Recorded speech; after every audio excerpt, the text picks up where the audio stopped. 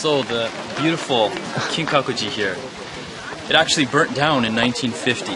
The story goes, a monk was displeased with how the temple was being run at the time. Actually, it kind of relates back to about 1894, when after the Meiji Restoration, there's a lot of temples that were kind of in financial troubles because the government was cracking down on Buddhism at the time. And so a lot of the temples were thinking of ways to kind of, I guess, keep them financially viable. So one way was to open it up to the public and charge an entrance fee. However, as time goes on, between 1894 and 1950, the Kinkakuji seemed to become very commercialized. And this one monk, very young at the time, he's only 20, he became very disillusioned with that idea. And so he burnt down the temple.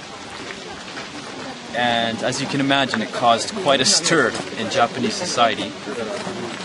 And, you know, after people got over the initial shock, what happened was they decided to, or Kyoto and a number of associations decided to spearhead a movement to rebuild it. So they, got together all the carpenters and all the people at the time, engineers, and they basically, off old pictures and models, they built the Kinkakuji that you see today. Within 5 years, so 1955, it was reopened. And in 1987, it was adorned with the 20 kilograms of gold. And it has become the Kinkakuji that you now see in front of you today. So here we have what was supposedly Yoshimitsu's freshwater spring, and he used it for his tea ceremony. Today it's not bubbling as it once was, but there's still remnants of it with this little kind of hut-looking structure. So this is the Dragon Gate waterfall, and it stems from an old Chinese folktale that Yoshimitsu apparently took a liking to.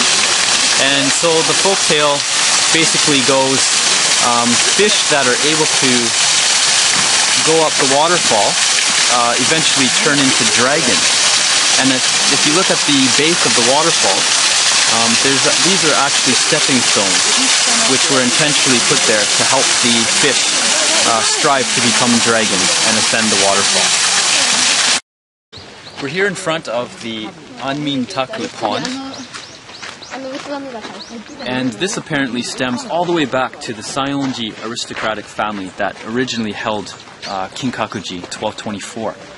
And kind of the pagoda shape, the pagoda on top of the kind of island there, the island itself is in the shape of a white snake, which is meant to be the guardian of the family, which still continues to this day.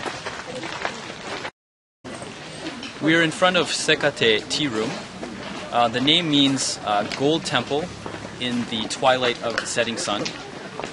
And this is actually the oldest building now standing within Kinkakuji, because most of the buildings have burnt down over the years due to war. For example, the Onin War, 1467 to 1477. And other kind of sudden fires.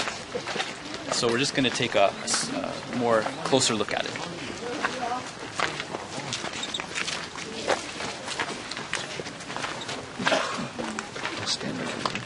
And over to the right we have the wash basin that the 8th shogun, Ashikaga Yoshimatsu, would use quite often when he would visit the Kinkakuji temple here.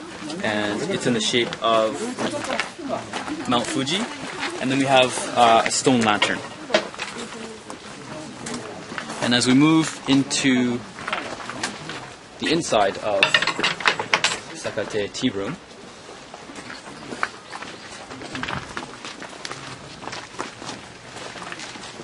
if you can notice, in the center there's an alcove called the tokonoma in Japanese, and to the right there's a shelf which is made from bush clover.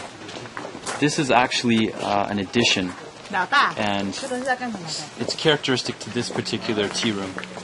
In your usual tea rooms, you don't have the bush clover. 这叫细家庭。So we're at the end of Kinkakuji. We're kind of just before the outside of the last gate, and we've got a little kind of temple here. And to the right, we have a number of stalls that sell basically souvenirs. You can buy food. There's one souvenir called Yatsuhashi, which is a very tasty little sweet. And the good thing about these stalls is they have little samples that you can eat, and so you can taste a number of them. And then over here, we're not supposed to be filming, but oh well. We have some kind of amulets and some fortunes that you can purchase. Anything from protecting you from a road accident to making it into your favorite university, which a lot of Japanese students always pray for.